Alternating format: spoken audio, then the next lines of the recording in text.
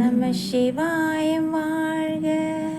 மீனாட்சி சுந்தரேஸ்வரர் திருக்கல்யாணம் கதை கேட்போமா? மலையரசன் மகளாகிய உமாதேவியை ஈசன் மனம் முடிக்கும் வேளையில் அவ்விவாகத்தை காண 33 தேவர்களும் 48,000 ரிஷிகளும் கருட கந்தர்வர்கள் பூலோகத்தினர் முதலானர் தம்பதி சமேதராக கைலாய மலையை வந்து சேர்ந்தனர். அப்போது இமயவரமன் தன் மகளின் திருமணம் நிறைவேறும் பொருட்டு தானத்திற்கு எழுந்தருளும்படி கேட்டுக்கொண்டதின் பேரில் சிவபெருமான் மேரிகிரிக்கு சென்று வீற்றிருந்தார்.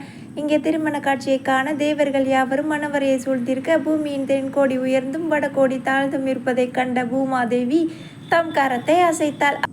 ஆதிசேஷன் தன் சிரத்தை அசைத்தார். இச்செய்தியை அறிந்த சிவபெருமான் அகஸ்தியரை அழைத்து தென் திசைக்கு சென்று பூமியை சமமாக்கும்படி கேட்டுக்கொண்டார்.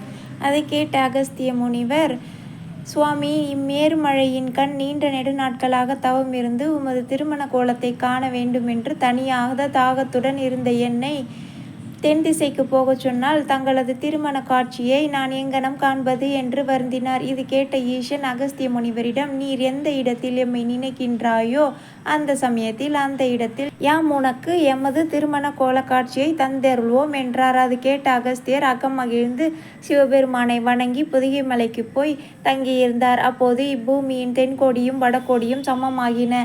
அதன் பின்னர் மலையரசன் மகளாகிய உமாதேவிக்கும் ஈசனுக்கும் திருமணம் இனிதே கோலாகலமாக நடந்து முடிந்தது.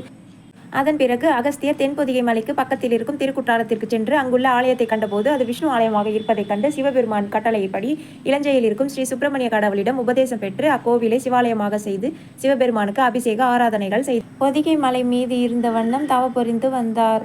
சதுரகிரியின் வளங்களையும் பஞ்சதரு நிழலிலும் குகைகளிலும் வாசம் செய்கின்ற சுந்தரானந்தர் போன்ற அநேக முனிவர்களையும் அவர்கள் பூசித்து வருகின்ற காயகல்ப சஞ்சீவி மூலிகைகளையும் தேவ ரிஷிகர்கள் மூலம் கேள்விப்பட்டு உடனே சதுரகிரிக்கு செல்ல எண்ணம் கொண்டு காடு மலை கடந்து வனம் வனாந்திரம் காணாறு முதலியவற்றை தாண்டி சதுரகிரியை அடைந்து முனிவர்களது ஆசிரமத்தை அகஸ்தியர் சென்றபோது அங்கே வசிக்கின்ற சுந்தரானந்தர், யோகி முனிவர், கொங்கணர் முதலிய பல முனிவர்கள் அவரை வரவேற்று சதுரகிரிக்கு அவர் வருவதற்கான காரணம் வினவ தாம் வந்த நோக்கத்தை அவர்களிடம் கூறிய அகஸ்தியர் அவர்களிடம் அம்மலை வளங்களையும் மகிமைகளையும் அறிந்து வழக்கம் போல் சிவபூஜை செய்யும் பொருட்டு ஒரு லிங்கத்தை பிரதிஷ்டை செய்து அந்த லிங்கத்தை ஆகம வேத புராணங்களின்படி பூஜித்துக் கொண்டிருக்கையில் சிவபெருமான் தன்னை தென்பொதிகை மலைக்கு அனுப்பும் சமயம் ஈசன் தனக்கு தந்த வரத்தினை நினைவு கூர்ந்து ஈசனை தியானிக்க ஈசன் தேவியுடன் தனது திருமண கோலத்தோடு ரிஷப வாகனத்தில் காட்சியளித்தார். அக்காட்சியினை கண்ட அகஸ்தியர்களும் மற்ற தேவ ரிஷிமார்களும் ஆனந்த கண்ணீர் பெருக அவர்கள் இருவரையும் பூஜித்தனர். சிவபெருமானும் தேவர்கள் பலரும் அகஸ்தியர் மற்றும் முனிவர்களுக்கு ஆசி வழங்கி சதுரகிரி மலையில் இருந்த காணல்களில் தங்கியிருந்தனர். சுந்தராந்த முனிவர் அகஸ்தியரிடம், சுவாமிஜி, தாங்கள் தினமும் லிங்க பூஜை செய்து இறைவனை நேரில் காணப்பெற்ற பாக்கியத்தை தாங்கள் உம்மோடு சேர்ந்து கிடைக்க பெற்றோம். எனவே மகத்துவம் நிறைந்த இந்த லிங்க பூஜையை அடியேனும் செய்து வர தாங்கள் கிருபை அளிக்க வேண்டும் என கேட்டார். அது கேட்டு மகிழ்ந்த அகஸ்தியர் தானும் தவத்திற்கு செல்ல வேண்டியிருப்பதால்